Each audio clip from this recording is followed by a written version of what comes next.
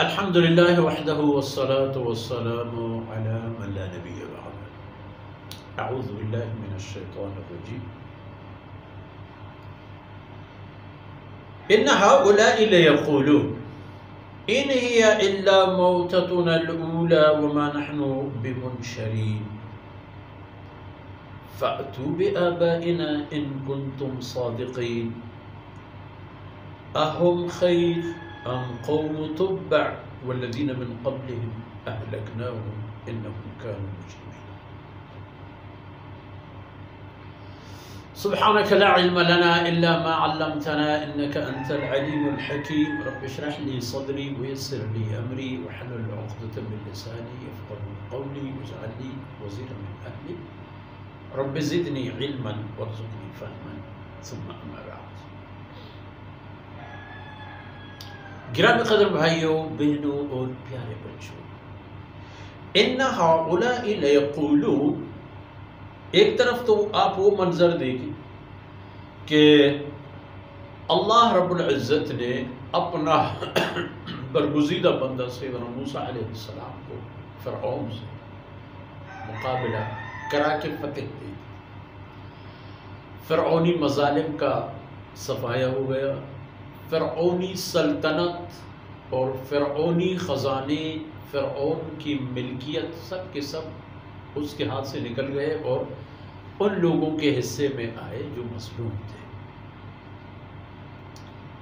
مگر آپ کی قوم بجائے اس کی کہ آپ کو نہ ماننے کی حماقت چھوڑ دے اور ایمان کا رستہ اپنائے، انہوں نے کچھ اور موقف اپنایا ہے۔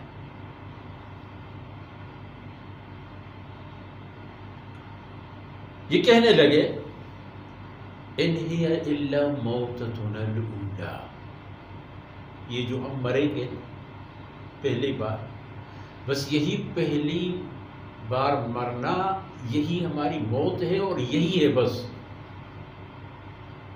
کوئی اور موت و حیات کے چکر نہیں ہے، مر گئے تو بات ختم۔ یہ ان کی بات ہے اور ان کا خیال ہے۔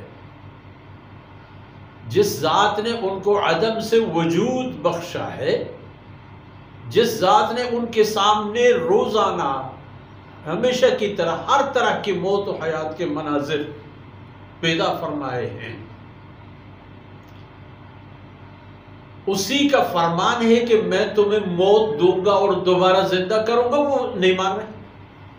اب ان کے نہ ماننے سے تھوڑی بات تبدیل ہو جاتی ہوگی، نہ مانیں گے تو ان کی اپنی تباہی ہوگی، نہ مانیں گے تو تیاری نہیں کریں گے، جب تیاری نہیں کریں گے، نجات کے رستوں پر نہیں جائیں گے تو جہنم ان کے لیے تیار۔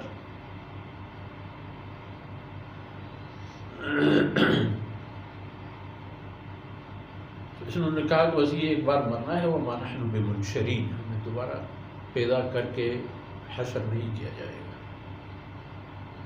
ہمیں دوبارہ زندگی نہیں ملے گی، بات ختم۔ اور اگر آپ کہتے ہیں کہ نہیں مرو گے اور دوبارہ پیدا کیے جاؤ گے تو پھر فاتوا بآبائنا، کوئی مثال قائم کر کے دیکھو، ہمارے باپ دادا مرے ہوئے قبروں میں پڑے ہوئے، جاؤ ان میں سے کسی ایک کو زندہ کر کے دکھا دو۔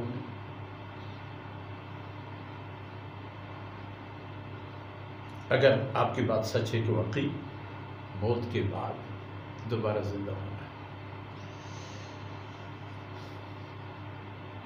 ایک اور مثال بھی ہے، قوم حمیہ جسے قوم تبع بھی کہتے ہیں، جن کے سردار اور بادشاہ کا نام تبع تھا، طاقتور لوگ، اتنی طاقت جسمانی، مالی، عقلی، فکری کہ وہ ان کے مقابلے میں یہ ذر رہے ہیں۔ قوم تبع کے مقابلے میں مشرکین مکہ کی کوئی حیثیت ہی نہیں۔ فرمایا اہم خیر ام قوم تبع، کیا یہ آپ کی قوم بہتر قوم ہے اور بہترین لوگ ہیں یا تبع کی قوم کے لوگ؟ والذین من قبل، اور وہ لوگ جو تبع اور ان سے پہلے زمانے میں گزری ہوئی اقوام ہیں۔ فرماتے ہیں اہلکناہم، ان سب کو ہم نے ہی ہلاک و تباہ کر دیا، مٹا دیا ان کو صفحہ ہستی سے، پاڑ کے پھینک، ان کا وجود ختم کر دیا۔ اتنی طاقتور لوگوں کو ختم کرنے میں، گرفت میں، ان کو تباہ کرنے میں اللہ فرماتے ہیں کوئی طاقت استعمال کرنا نہیں پڑی اور ہمیں کوئی ضعف اور کمزوری نہیں آئی، تو یہ کون ہے؟ ان کی کیا حیثیت؟ انہم کانوا مجرمین، کیونکہ وہ مجرم، قانون شکن لوگ تھے، جس کی زمین پر بود و باش کا مواقع، جن کے وسائل کو استعمال کر کے زندگی سے لطف اندوز ہوا کرتے تھے، اپنی جسامت اور قوت کا فخر کیا کرتے تھے، اپنی جن نقوش اور اعضاء پر اتراتے تھے، یہ سب کسی اور کی ملکیت تھی جس نے انہیں جوڑ کر بنایا تھا، اور ایک ہوس دے کے دنیا میں چھوڑ دیے تھے، اور انہوں نے اپنے گردن ٹیڑھے کر دی اور کہنے لگے کہ ہمارے علاوہ اور ہے کوئی؟ اہلکناہم، سب کو ہم نے تباہ کر دیا۔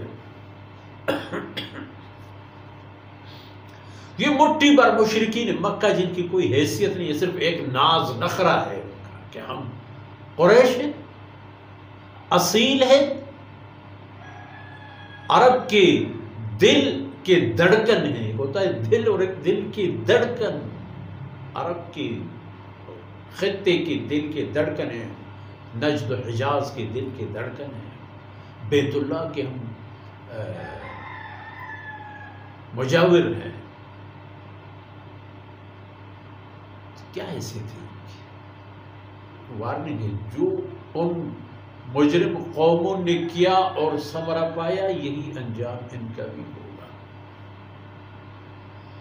تو اس سے پہلے کہ ان پر تباہی آئے، ان کو چاہیے کہ ذرا سوچ لیں، اور بہترین فائدہ ان کے لیے یہی ہے کہ اپنا رستہ اور رویہ دونوں تبدیل کریں،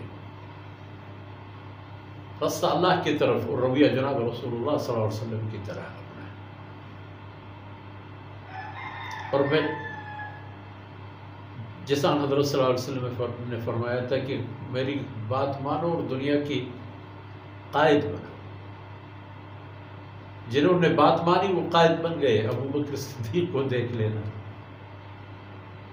خلفائے راشدین اور چیدہ چیدہ قریش کے صنادید جنہوں نے اسلام قبول کیا، ثابت ہو گئی آج تک۔ آج بھی وہ انسانیت کے دلوں کے دھڑکن ہیں، صرف مسلمانوں کے نہیں، تک غیر مسلم معتدل اور سالم فکر کے لوگ بھی آج خلفائے راشدین کو سلام کرتے ہیں۔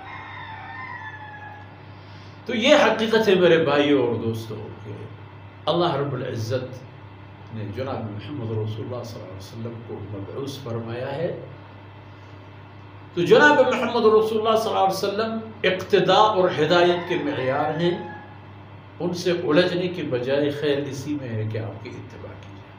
اور ان معروضات کے ساتھ آج کی باتیں اختتام پذیر ہوتی ہیں۔ اللہ رب العزت کوتاہیوں سے درگزر فرمائے۔ وصلی اللہ علی نبینا محمد وعلی آلہ